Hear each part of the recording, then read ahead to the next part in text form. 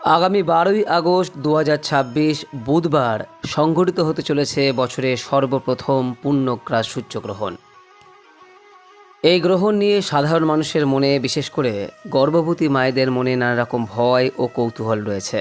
এই গ্রহণ কখন শুরু হচ্ছে, কখন শেষ হচ্ছে, ভারত বা বাংলাদেশ থেকে এটি দেখা যাবে কিনা, আর সবথেকে বড় কথা, এই গ্রহণের সূতককাল আমাদের মানতে হবে কিনা।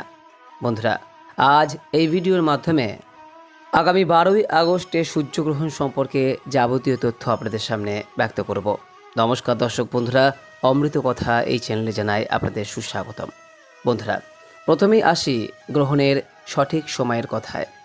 ভারতীয় প্রমাণ সময় অনুযায়ী 12ই আগস্ট 2026 বুধবার দিন এই সূর্যগ্রহণটি শুরু হবে রাত্রি 9:04 এই গ্রহণটির পূর্ণগ্রাস আরম্ভ হবে রাত্রি 10:30। গ্রহণের মধ্যকালীন সময় থাকবে রাত্রি 11:17 এবং পূর্ণগ্রাসের সমাপ্তি হবে রাত্রি 12:02। এই গ্রহণটির সম্পূর্ণ সমাপ্তি হবে মধ্যরাত্রি পেরিয়ে, অর্থাৎ 13ই আগস্ট রাত্রি 1:23। এই গ্রহণের পূর্ণগ্রাসের স্থিতি থাকছে 2 ঘন্টা 16 মিনিট এবং সম্পূর্ণ গ্রহণের স্থিতি থাকছে 4 ঘন্টা 24 মিনিট। বন্ধুরা, বিজ্ঞানের দিক থেকে এটি একটি পূর্ণগ্রাস সূর্যগ্রহণ, যাকে বলা হয় টোটাল সোলার ইক্লিপস, অর্থাৎ সম্পূর্ণ সূর্য গ্রহণের সময়কালে ঢাকা পড়ে যাবে। তবে এই গ্রহণটি দেখা যাবে মূলত ইউরোপের পশ্চিমাঞ্চলে, আফ্রিকার পশ্চিমাঞ্চলে, উত্তর আমেরিকা, গ্রিনল্যান্ড, আটলান্টিক মহাসাগরের উত্তর ভাগে এবং প্রশান্ত মহাসাগরের উত্তর ভাগে দৃশ্যমান হবে।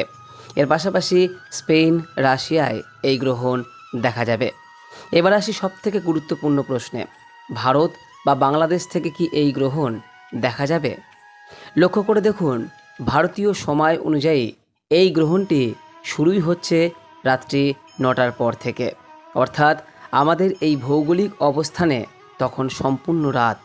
আর রাতে যেহেতু সূর্যকে দেখা যায় না, তাই ভারত ও বাংলাদেশ সহ এশিয়ার বিস্তীর্ণ অঞ্চল থেকে এই সূর্যগ্রহণ একেবারেই দৃশ্যমান হবে না।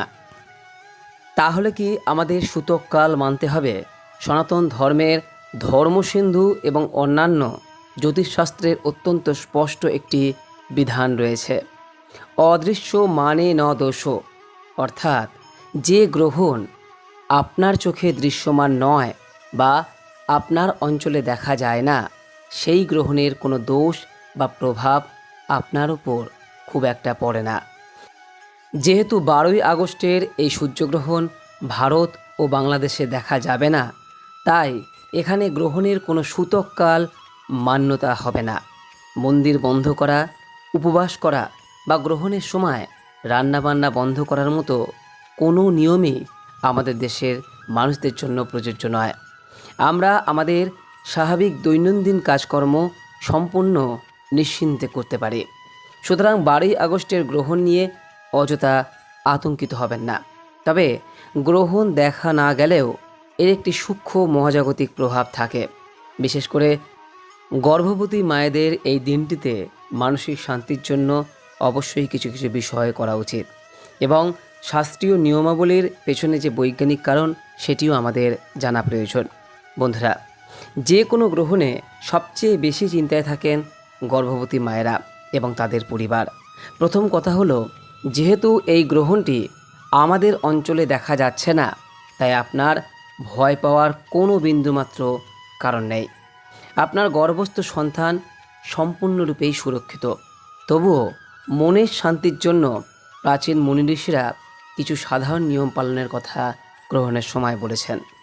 প্রথমত, গ্রহণের সময়টিতে ভীতি বা নেতিবাচক চিন্তা থেকে দূরে থাকুন। মনে রাখবেন, মায়ের মানসিক অবস্থা সন্তানের ওপর প্রভাব ফেলে। তাই এই সময় ঈশ্বরের নাম জপ করুন, বই পড়ুন, ভালো গান শুনুন। দ্বিতীয় যে বিষয়ের কথা বলবো তা হলো ধারালো বস্তুর ব্যবহার। প্রচলিত শাস্ত্রীয় বিশ্বাস অনুযায়ী এই সময় সূচ, কাঁচি, বটি বা ছুরি ব্যবহার করতে বারণ করা হয়। এর পেছনে যৌক্তিক কারণ হলো, আগেকার দিনে আলোর অভাব ছিল এবং গ্রহণের সময় ধারালো জিনিসে আঘাত লাগার ঝুঁকি থাকত। বর্তমানে এর কোনো বৈজ্ঞানিক ভিত্তি না থাকলেও প্রবীণদের সম্মানার্থে বা মনের শান্তির জন্য চাইলে এই নিয়মটি আপনি মেনে চলতে পারেন।